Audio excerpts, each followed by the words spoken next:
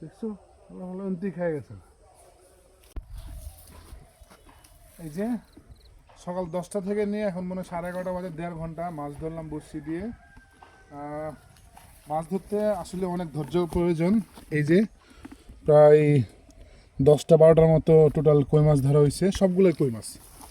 এই যে last one, এটা ধরতে অনেক কষ্ট হয়ে গেছে।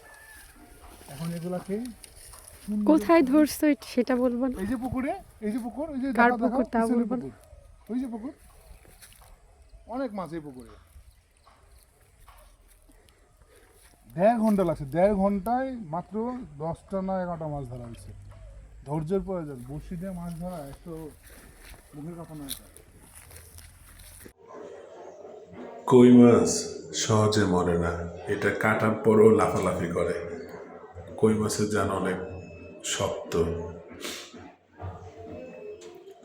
তেলের উপর দেওয়ার পরও লাফায়। কি একটা অবস্থা! সব কিছু প্রসেসিং শেষ, এখন খাবার পালা। পুকুর থেকে ধরে এভাবে খাওয়ার মজাটাই আলাদা।